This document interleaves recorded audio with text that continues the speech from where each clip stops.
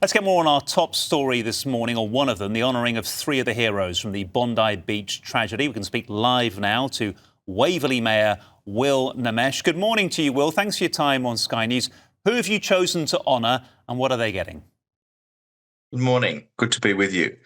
So at council last night, we decided to honour the incredible heroism of Ahmed Al-Ahmed, Gefon Bitten and Label Lazarov for their extraordinary bravery during the terrible and tragic terror attack at Bondi Beach. So council has authorised for myself to be able to give them keys to the city, as well as a lifetime Waverley Beach pass, which will allow them to come down to our beaches and not have to pay for any parking for the rest of their lives.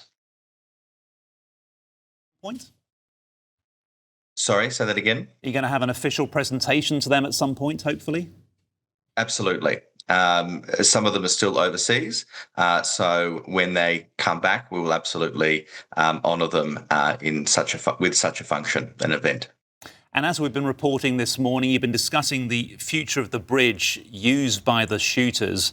Clearly a very divisive topic for obvious reasons. At what stage are those discussions right now?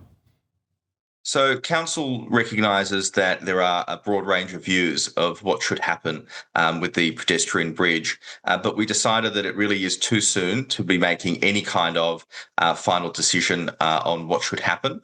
There was discussion around whether the North Pedestrian Bridge will form part of a broader discussion about memorialisation.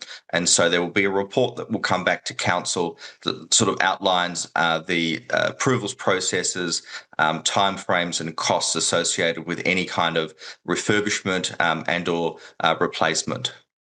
What sort of suggestions have you had from the public about it? Look, there's been a myriad of really beautiful and I'd say meaningful suggestions as well, largely around artistic expression. But the view of the council was that any permanent memorial, firstly, would be led by the state government, and the footbridge and any other kind of permanent memorialisation should be looked at collectively. It's hard, isn't it? It's really, really sensitive and ultimately quite subjective in some ways, isn't it? You're never going to please everybody. No, that's absolutely right, which is why I think council made a very prudent and appropriate decision, which is that it's only been a month. It is far too soon to be making any kind of call on the future of those bridges. Also, you're trying to make these decisions set against the national context where the response to this incredible once-in-a-lifetime, hopefully, tragedy we saw is being acted upon by our lawmakers. How disappointed are you to see those hate speech laws stall in Parliament? The laws that are currently being discussed and debated are really a matter for the federal government. At the meeting, we commended the federal government for calling a royal commission into the events that occurred, as well as into anti-Semitism and social cohesion.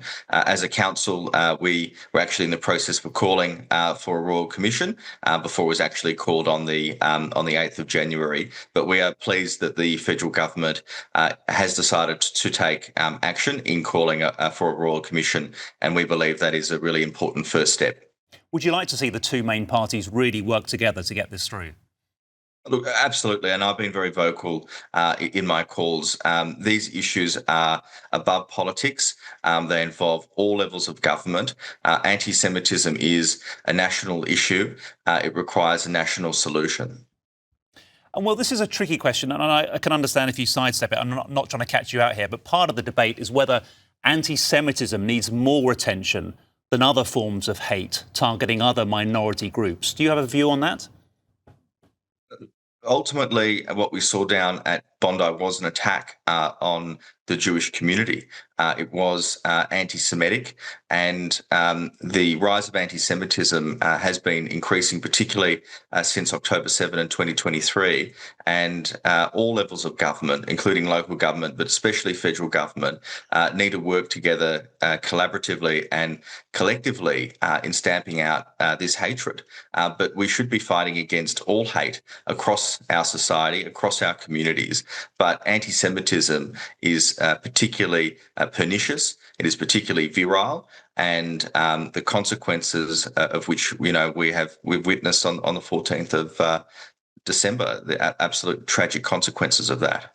Yeah, 100%. Okay, Will Nemesh, really appreciate your thoughts this morning. Thank you for your time here on Sky News.